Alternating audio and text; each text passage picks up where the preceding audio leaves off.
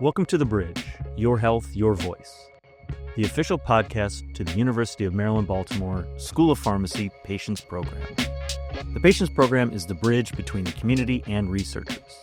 This partnership is created to help researchers listen to the community's voice in order to build a bridge to an effective learning healthcare community. Here's your host, Paris Barnes.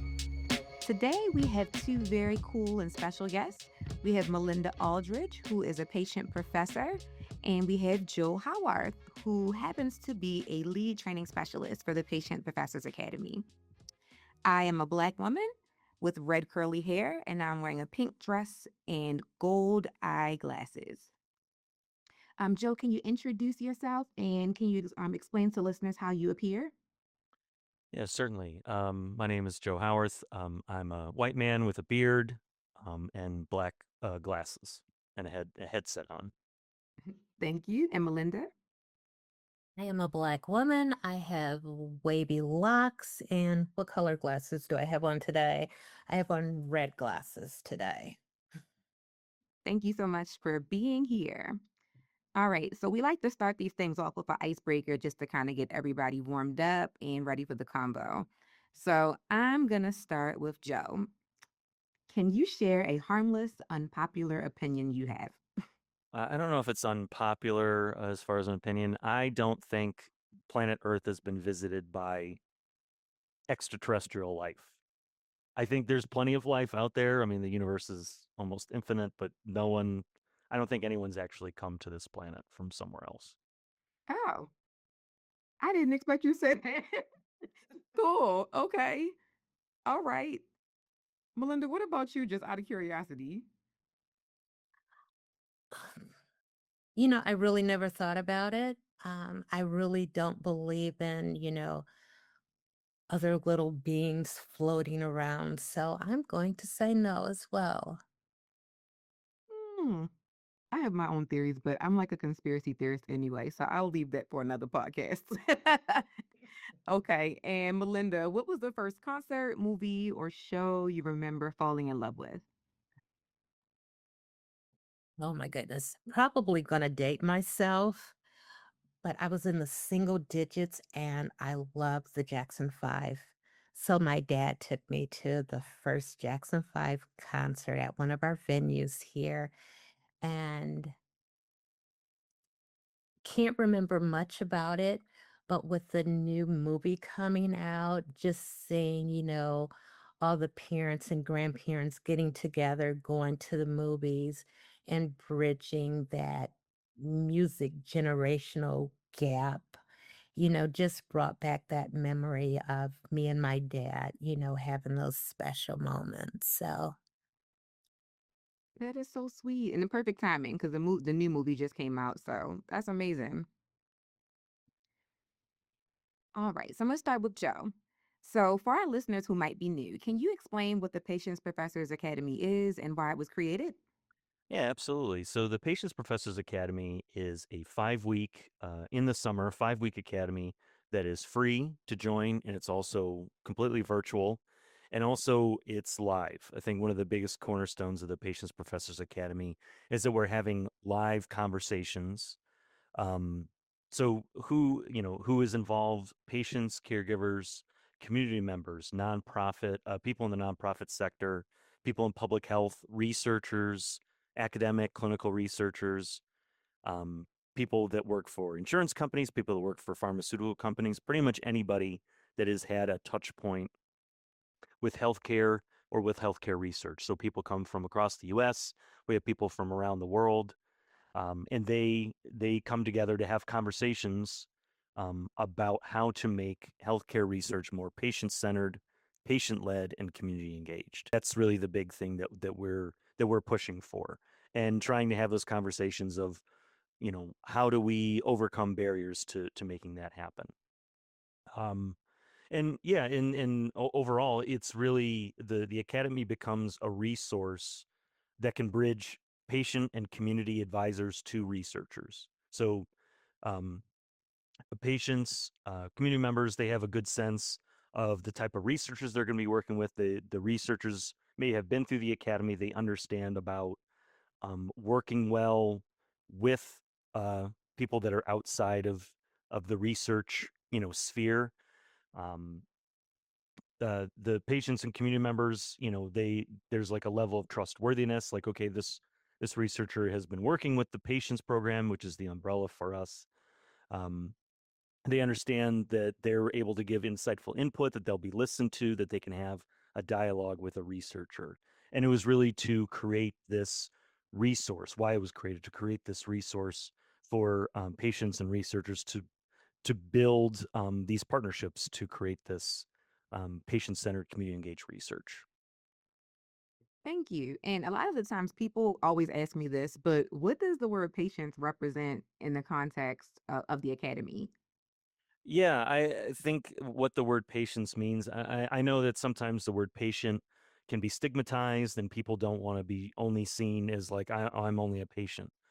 I see that word patient as um, pretty much everyone has been or will be a patient or caregiver at some point. Everyone's going to have a touch point with our healthcare system, and there's a lot of things that we'd all like to see, um, go better when we go to the doctor, when we need care, when we're in a clinical trial. So I think we all have a voice, and I think we all have the power to make changes. So, when we talk about Patients Professors Academy, certainly with the patients program, once you complete the Patients Professors Academy, you earn that honorific. You are a patients professor. That's so Melinda is on the call. She is a patients professor and she joins, almost over 250 other patients professors that are working, um, within their own communities, within their own workplaces, trying to uh, elevate that patient voice in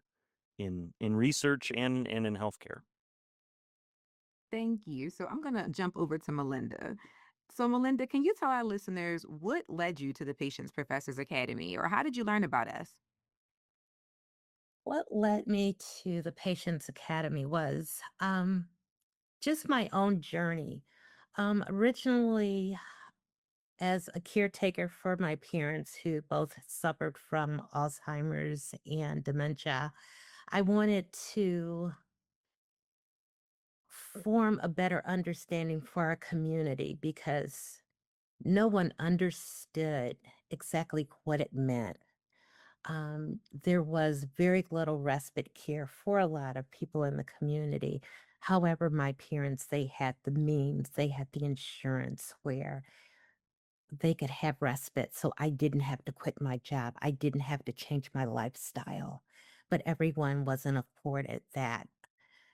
Um, so that was my initial purpose of joining. So, you've been a graduate for almost a year now. And since graduating, what have you been up to? Well, since graduation, I attended San Antonio Breast Cancer Symposium as an Elmo scholar. So I completed that. I still do my grassroots community work.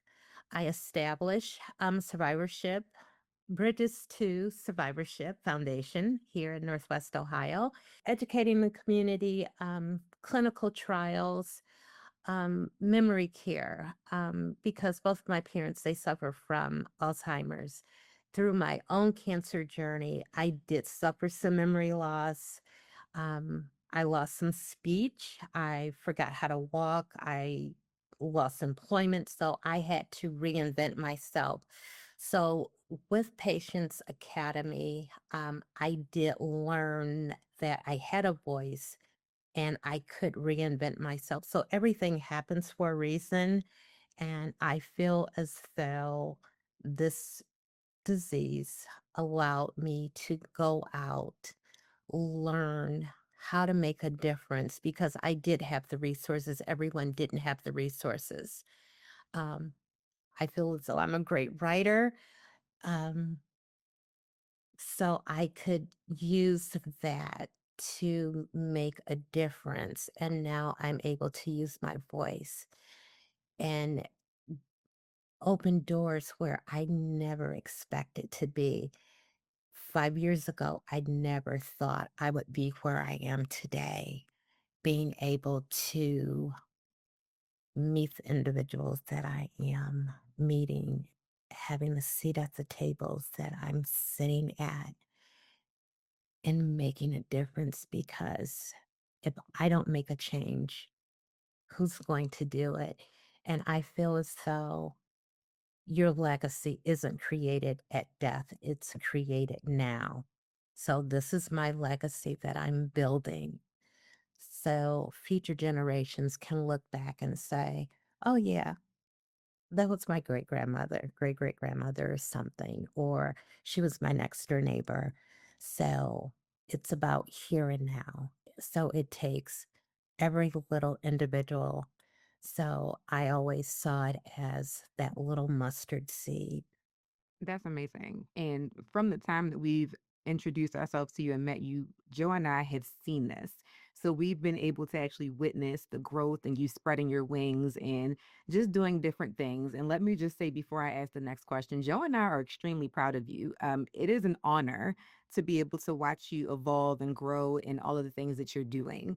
And for 2026, Melinda is actually going to be one of our seminar leaders. So I think that's a huge feat. The way Patients Professor Academy works, the patients professors are truly the people that are driving the product. They are the individuals who are teaching the seminars, the admissions committee, the small group facilitators.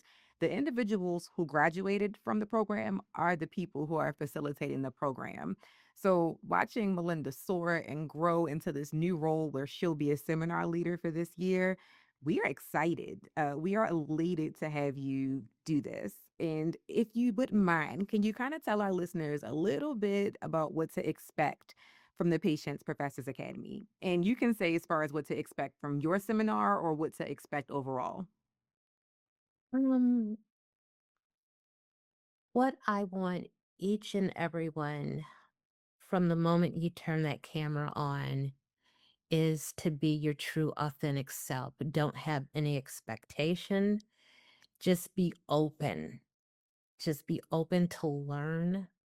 Um, Everything that you contribute means something. So don't think, well, I don't want to say something because it might not mean anything. Because when I turn that camera on, I'm looking at masses of individuals and I'm in there with, you know, scholars and chemists and researchers. And I'm thinking, oh my goodness, they have all these letters behind their names. What do I have to contribute? And then I had to think, they had the same questions that I had. So after everything was over, a lot of us reached out to each other and we bounced ideas off each other. So everything is important. So just be open to the learning experience and come in every week and just be open to learning. That's it. I'm not going to say what my session is going to be about, you know, just come in and be available. I love that. So, what Melinda said, we don't have to tell you about it. We want you to come and join us. So, Joe, if someone wants to get involved in the Patients Professors Academy, how do they do that? So yeah, getting involved, applications are open to join. Once you fill out the application, it goes to our admissions committee. That is staffed by five patients professors. So they review the application, make sure that you're a right fit, and and you're accepted into the academy. But yeah, you can search for us, Patients Professors Academy. I'm sure in this video, there'll be the link that you can come to the webpage. You can learn more about what is involved in the Patients Professors Academy this summer, as well as being able to join us. So Okay. And what if the dates don't work for someone's schedule? Do they have other options? yeah, so we understand summer can be busy. Maybe those dates don't work. Um, you can always join us the next summer. You can join our early notification list. That you'll be on the list to get the early access to the applications in 2027. Paris does a great job of connecting with those folks that are on that early notification list. If there's other events that are open to everybody, I think sometimes you know we talk about continuous engagement a lot. Certainly that the academy is 5 weeks, but that's really not where the conversation ends. That's not where the relationship building ends. We have monthly social hours um, for graduates of the academy, for patients, professors. Sometimes, if we have a special guest, we may open that up to a larger audience. So that's another way to kind of see some of the work that we do. But yeah, it's definitely, if you can, try and join us this summer. And if not, maybe next summer works out better for your schedule. Awesome. And Melinda, if our listeners want to find you, how do they connect with you? You can find me on LinkedIn. My foundation page isn't active yet, but it is Bridges to Survivorship Foundation. You can find the information there. It should be there in the next couple weeks. You should find the information there. Also, my LinkedIn page. So I look forward to everyone joining us. It's a great experience. You will not be disappointed. You really won't. Please join us. I look forward to each and every one of you coming in and being part of the experience. And make sure y'all follow the patient's social media pages. Once Belinda gets her page up and running, we'll make sure we share that for you so you can click right to it and follow along with Melinda on her journey. Well, thank you so much, Joe and Melinda, for being here today. We are excited. Please apply for the Patients Professors Academy. We will have the link below in the description. And until next time, thank you for joining us. Thank you for listening to the Bridge Podcast. To learn more about the Patients Program, visit our website at www.patients.umaryland.edu.